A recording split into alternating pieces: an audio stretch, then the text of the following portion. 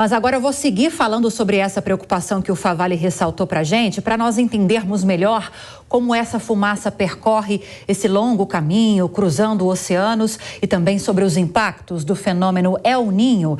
Eu converso agora com a meteorologista Josélia Pegorim, da Clima Tempo. Josélia, bem-vinda, boa noite.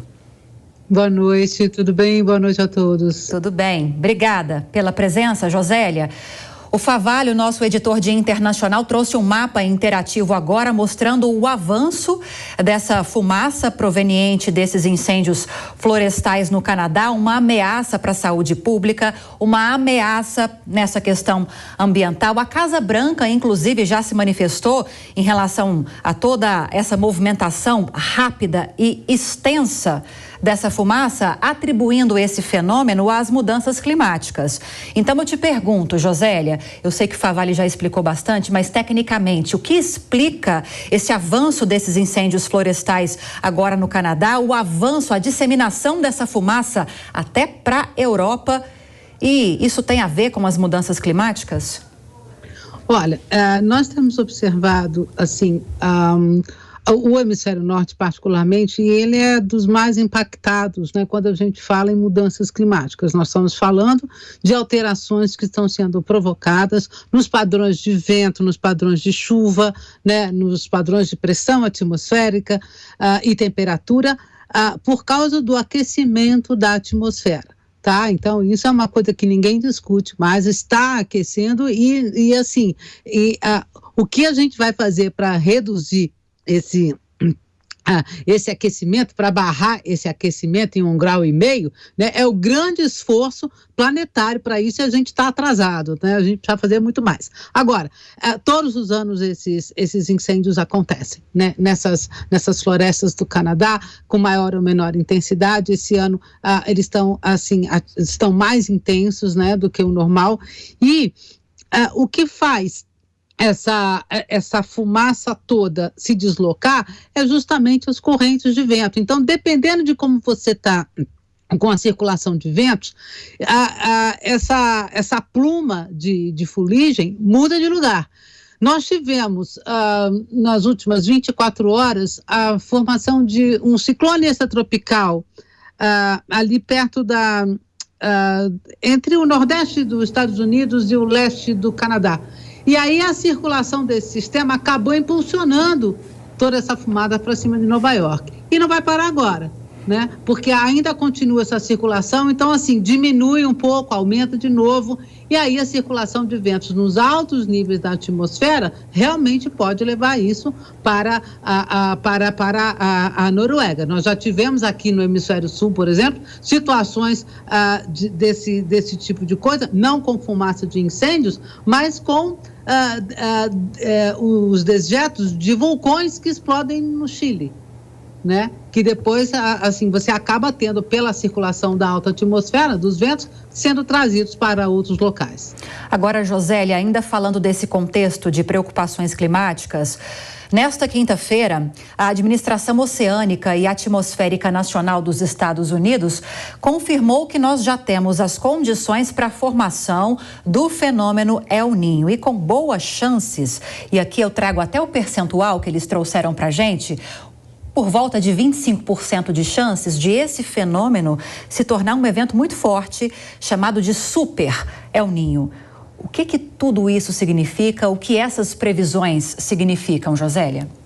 Olha, primeiro, realmente, nós assim, agora está realmente confirmado, entramos no modo El Niño, né? Então, isso significa que nós tivemos aí, no último trimestre, a porção central-leste do Oceano Pacífico Equatorial em aquecimento, e esse aquecimento superou 0,5 grau. Tá? Agora, por exemplo, a gente já está aí em alguns pontos ali do Pacífico Central-Leste, a gente já tem temperaturas em algumas áreas 1 grau, até 1,5 graus acima. Mas, na média, a gente está agora aí com 0,8, né? 0,6 a 0,8.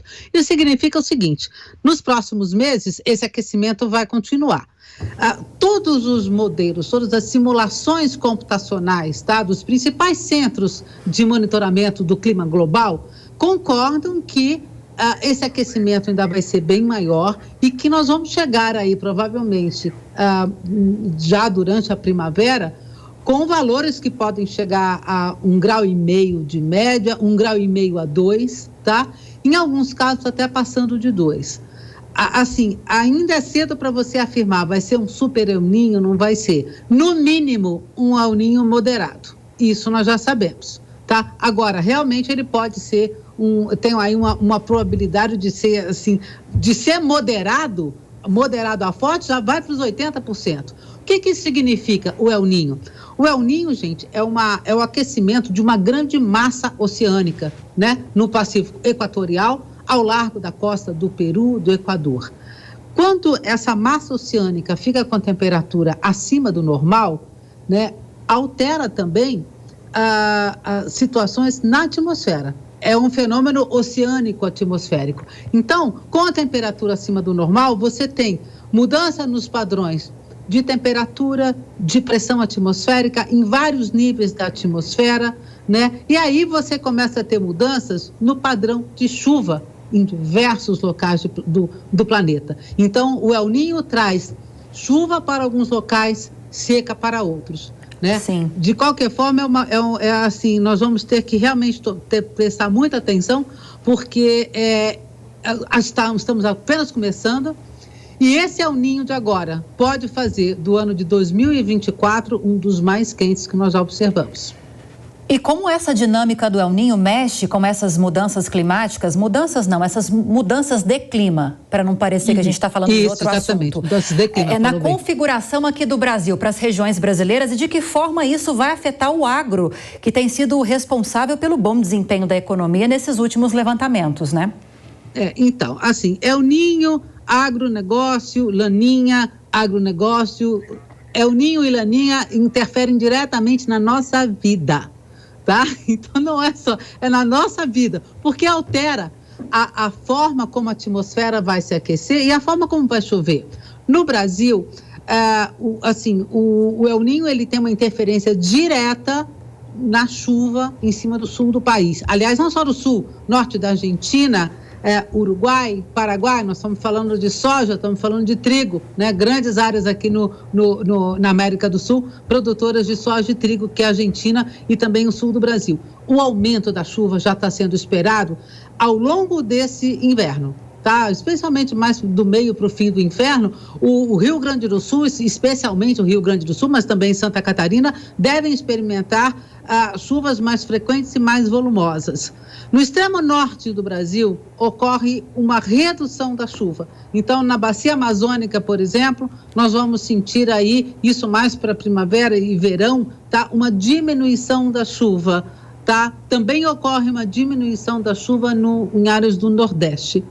No caso do Centro-Oeste e do Sudeste, não tem assim uma correlação direta com o padrão de chuva, mas tem uma coisa que é muito preocupante, que, aliás, é uma das maiores preocupações da Organização Meteorológica Mundial, da Organização Mundial da Saúde, que são o aumento das ondas de calor. O El Niño, ele facilita o aquecimento da atmosfera e ele facilita a ocorrência de ondas de calor. Então, assim, uma das coisas que a gente vai ter que ficar no monitoramento muito especial para a próxima primavera, realmente são com ondas de calor por aqui, tá? Sim. Então, vamos de El Niño, atmosfera mais quente, mais pancadas de chuva. Isso não impede que nós não tenhamos, por exemplo, ondas de frio ainda nesse inverno. Sim, teremos, tá? Mas os impactos maiores serão na nossa primavera e no verão. Pois bem, conversamos com a meteorologista Josélia Pegorim, da Clima Tempo. Josélia, obrigada pelas informações nesse feriado. Volte outras vezes. Boa noite. Boa noite, um bom feriado para todos. Boa semana. Muito obrigada.